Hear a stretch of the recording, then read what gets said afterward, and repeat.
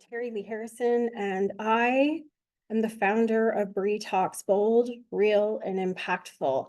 And I have many stories that I would like to share over time in the BRI Talks community. This one is one I don't talk about a lot, but it's one of the greatest miracle stories in my life, one of the greatest shifts that I've had in my life and in my faith and learning about what is true. And so thank you for allowing me to share it today. I am delighted for those who are with us live. Thank you so much for being here. And I just want to acknowledge those who will watch the replay of this. So just a little bit about me as you're getting to know me. I am saying, and it's true, that my mission is to help over 1 million people let go of shame. I'm a speaker coach. I focus on speaker business development, helping people be able to make money as a speaker, to develop a business. And my true heart is story. My true heart is being able to own and embrace your story, to be able to allow others to love you for who you really are, because you're being bold and authentic in your story. I'm someone who has served thousands of business owners since around 2006.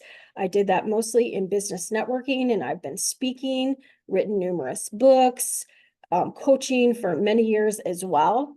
I say that it's true, I was a pioneer in online networking before it was cool. I literally dived in around like 2010 with a colleague who he could see us networking in the virtual world. He knew that we could connect just like we do today. We tried it just a little bit in Google Hangouts for about a year, and it fizzled out. And it was a move for ministry, for missions reasons. My family moved to Singapore, where my husband was going to be the dean at a Bible college, and it physically moved me from my in-person network in the greater Los Angeles area away from my people. And I said, let's try again. So I can promise you, prior to COVID in March of 2020, people were saying, I just don't think I can network on screen. And we all know that that's not true. So I was very blessed to develop and run a global network back then. I say a fun fact about me, it's right here, is I wear a Supergirl cape, and I'm not afraid to wear it. Today, my husband and I are serving in Arlington, Texas. He is a minister here. These are our beautiful granddaughters that live in Houston, Texas. And I'm just so grateful. We go where God guides, and I'm thankful for my husband's support as I launch BRI Talks. I have worked with, as I said, thousands of business owners, but when it comes to the nitty-gritty, I have never niched down to working with faith-based business owners, even though many of them were. I never niched down to that particular segment of business owners until just this last spring and launching BRI Talks in April of 2024. So, my miracle story. Are you ready? I want you to meet my Uncle Ken. My dad had 4 brothers, and I grew up in Ohio, and Uncle Ken never really lived around us from the time I was born. He's a musician, and he plays trombone. He traveled with Ray Charles, and this is actually July of 2014. My son Cole is there with us, and we lived an hour north of Los Angeles. Uncle Ken had been living about an hour south of us in Los Angeles. We got to hear him play. He was playing with not Peter Cetera of Chicago, but Kenny Cetera with a Chicago knockoff band. We hadn't seen him for a while. We went to see him, and he says, I have big news. Your grandmother is living with us. You should call her. Now, I had been separated from my dad's mom for pretty much like 40 years at that time. And I was like, everyone, things had gone awry in my family. And this is what I want to say regarding this, is that being in ministry, I have seen so many times, like at funerals, especially, that most families have dysfunction, and there are certain members who don't talk, right? And so it's not like a surprise. And maybe some of you know, maybe some of you've been there. Maybe there's certain family members that you don't speak with. And the thing about losing contact with my grandma around 5 or 6 years old is that I'm sure it was painful and I'm sure it was hard, but I really didn't understand what it was that was happening. I just knew we quit seeing her.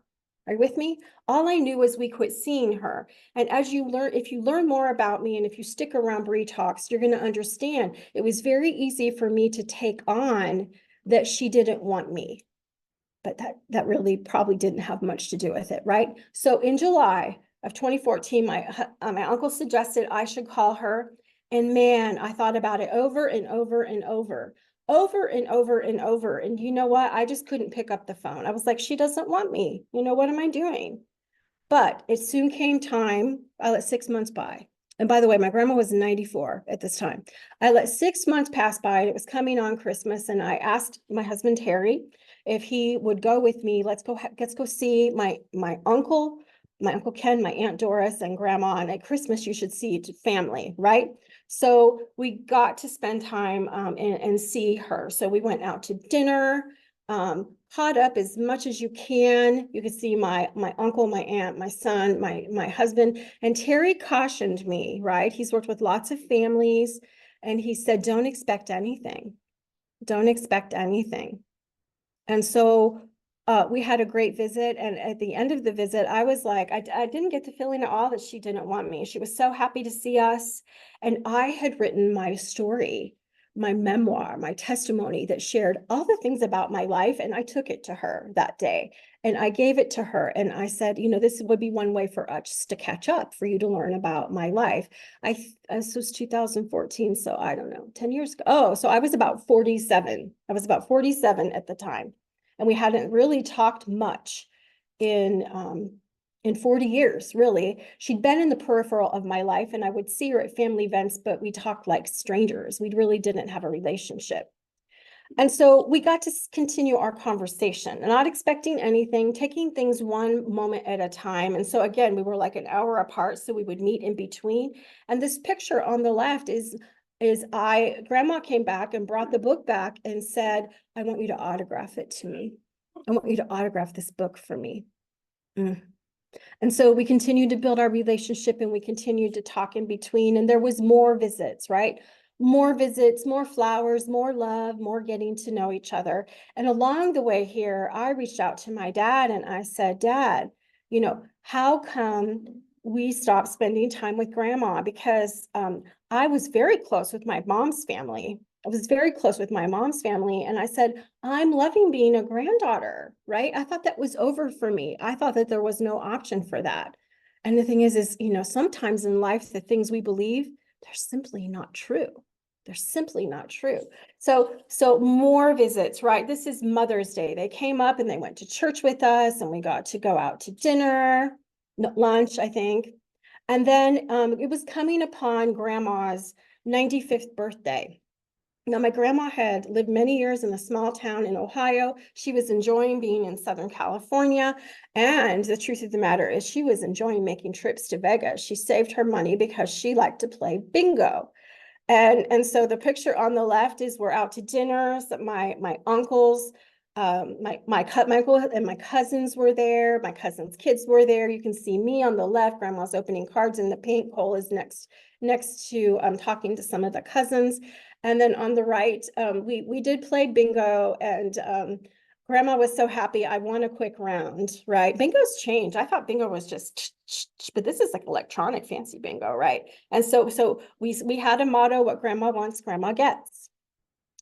So I got to tell you, you can see in the pictures, most of the time since we got to know each other, grandma and I didn't have a lot of one-on-one time together because we were always with the family, either my family, my aunt and uncle, and it was amazing. It was amazing, but we really didn't get down to the nitty gritty. And she had gone in the hospital, and here she was at like a rehab facility.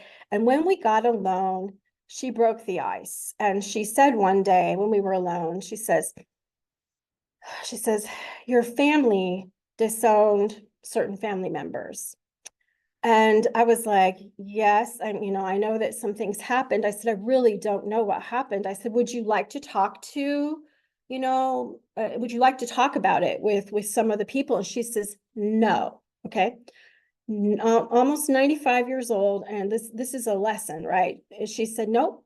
She says, I want to let go of what happened, and I want to enjoy the time that we have. She says, I got everything I ever wanted. All I wanted was my granddaughter.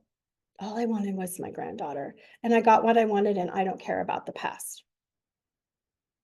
That's a relationship matters lesson right there, isn't it? Let it go. Let it go. And so, when she's in the hospital, you can sneak in and look at the files on the screen, right? And you can just imagine at 94, this failure, that failure. I mean, the things are going on. So she'd been in the hospital a couple times just in the time that since I met her. And then it actually in August hit her actual 95th birthday, and she didn't want something fancy. She wanted KFC, right? So we continued to build our relationship. And another important thing you can see also, in preparing for this today, I realized how important it was that my son had this time with her too, right? He'd been getting to see her and have that relationship. And my daughter was out of the area and working and in college at the time. And so it got to be that she got to meet grandma too. And in October, I spoke at a ladies' day at my church, and I invited Grandma and Aunt Doris to come, and Jackie was there. And you know what? At 47 years old, that's the first time I ever remember my grandma got to see me do anything. I don't remember. I wasn't in an age where like she would have seen me, do stuff. And I wasn't athletic. I was musical. So, but I did some very cool musical things as a young girl. Never got to see any of it. And I have to tell you, when she read my book, she told me that some of the horrific stuff I went through in my life and medical issues and things as like a teen, she said, honey, she says, I didn't know any of that. I would have come to see you. I would have sent you cards. It's like, oh, wow. So here we are. And that day we did lots of birthdays, lots of celebrating. That was Jackie's birthday. And then it came time for this is fun. Okay, so my aunt and uncle loved like enjoying Halloween with their neighbor kids. And so grandma was Dorothy from the Wizard of Oz, obviously. So we went down and did trick or treat with her. See our bling rings? If you know me, I love bling. We had our bling rings. And that was a great time. And then it came time for my son's birthday. And so I think we might have one of our BRI Talks members here who's in this picture. It was my Cole's birthday, it was Aunt Doris's birthday, and Guy Morrell Stinson, one of our members, if he's still here, is in this picture. It was his birthday too. So we got together and did birthdays. We got together and we did birthdays. And then we began to get ready for the holidays again. There was another trip to Vegas planned, and I chose not to go. And between you and me, it was about money, and man, that would have been the best money that I could have spent. I did not go. And then as it came time for Christmas, we planned on doing Christmas Eve with all of them. I had gifts. I prepared a collage of all these pictures of our year together. For Grandma, we were so excited to go down and have dinner. And she ended up getting sick and ended up in the hospital. So we did New Year's. We did New Year's in the hospital. And I took her the pictures and I said, Grandma, it's been such a beautiful year. And she said, oh, honey, I know. She says, my house is always your house. Well, she lived with my aunt and uncle, right? But my house is your home. This is your home. This is your house. And I said, Grandma, I said, it's just been such a great year. And she says, honey, and she took my hand and she said, we'll be together till the end. And she coded the next day and died 2 days later. And I got to be with her at the end. I never imagined that. I was thinking we'd have a lot more time. And I never imagined that the beauty of what can happen when you get over yourself and when you seek out the truth in relationships. I'm not going to tell you that every reconciliation that you reach out to can be so loving. I'm not going to say they all are, because we need to be prepared that they may not be what we want. They may not be what they think. But ladies and gentlemen, what if it can be? What if it can be what you think? What if it can be everything that you've ever wanted? I read this poem at her service for her funeral, and it is It is, if you love something, love it completely, cherish it, say it, but most importantly, show it. Love is finite and fragile, and just because something is there one day, it might not be the next. Never take that for granted. Say what you need to say, then say a little more. Say too much, show too much, love too much. Everything is temporary, but love outlives us all. Love outlives us all. I am so grateful that I got to the gift of reconciling my relationship with my grandma, the gift of being able to love and be loved in return. I'm so grateful also that I know I'll see her again. I am grateful that I have a God that also loves me despite everything. His love is deeper and wider, and it covers all the things that I could do. I'm grateful in the gift of salvation, knowing that I will see my grandma again. And I have a verse in closing, Romans 8:24 and 25. For in this hope we were saved. Now hope that is seen is not hope. For who hopes for what he sees? But if we hope for what we do not see, we wait for it with patience. As I end today, I want to invite you to join me. This is an amazing opportunity to look at what it's like to be part of the BRI Talks Global Speakers community and give a talk that will live on to be a message, to be a light in the world, to shine your God message. This is an organization for faith-based business owners, nonprofit leaders to share your story, your cause, or your method in the most impactful way. You can find out more information on our community at letstalkbri.com. I invite you to email me. I'd love to chat with you. I invite you to connect with me on Facebook and LinkedIn. And I'm here to say in closing that I want you to know that you are good enough, you matter, and you are loved.